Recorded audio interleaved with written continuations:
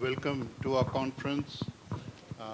Welcome to all of you, and particularly to Ram, who has actually turned this conference into a major event on what might be called the intellectual strategic calendar of the world.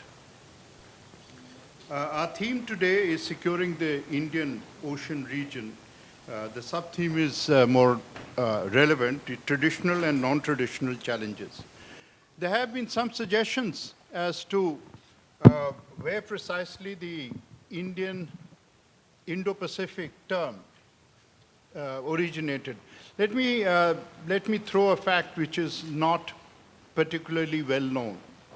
When the last Viceroy of India, Lord Mountbatten, was sent when the decision was taken in December 1946 and he arrived in March, there were many reasons for this unusual appointment. One of the reasons was the fact that he had been the commander of the Southeast Asia Naval Command. And his brief had two major pillars. One, of course, bit to our regret, was to eventually, after all the talk, give in to what Jinnah wanted. This is a personal remark, not formal or official. But the second one was to obtain India's partnership in the security of the Indian Ocean. Now, what is the importance of this British brief? The importance lies that the British saw India as the successor state when it came to the Indian Ocean security. Regrettably, and this I can say in all forums, personal and public, regrettably, we lost track of this element of our security requirements, and we disappeared into vague concepts which were never well defined, like non-alignment. Non-alignment was essentially an idea built on a fatuous principle, on a fatuous notion that you could get peace merely because you wanted peace. It was simply outside the realistic thinking that was required in the post-colonial phase.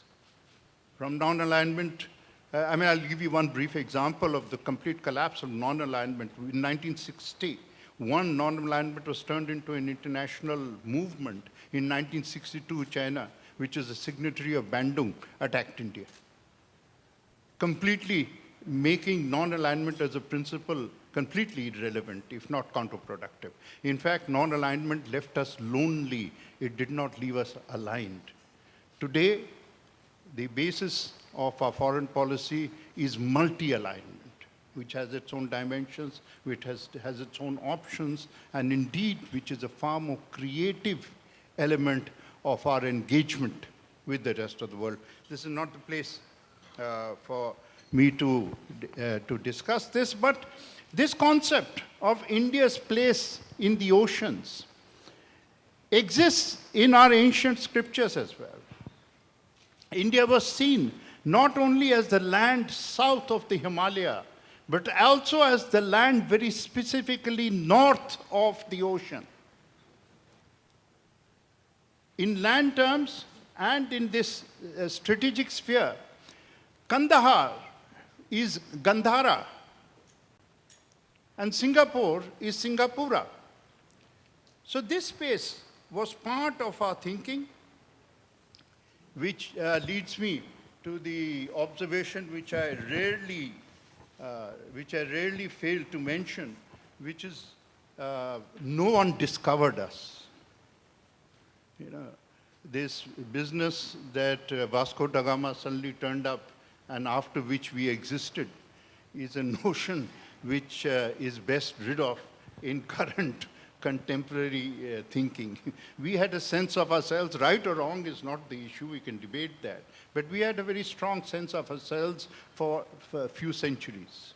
and recorded sense of ourselves. In fact, this brings me to a mention of a conference I was in Bahrain, and we were in the Middle East. And I could not help but ask my friends in the Middle East, I said, why do you call it the Middle East? What precisely are you in the middle of?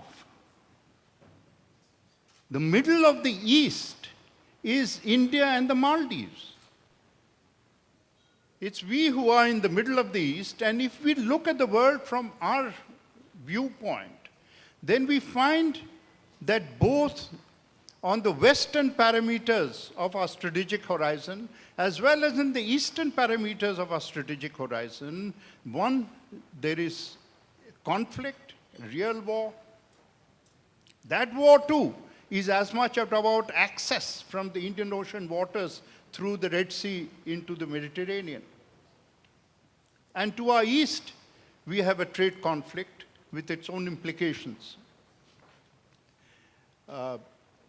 Now that I'm sitting here with His Excellency, I cannot help but mention this sterling role that he played in the raising of climate change.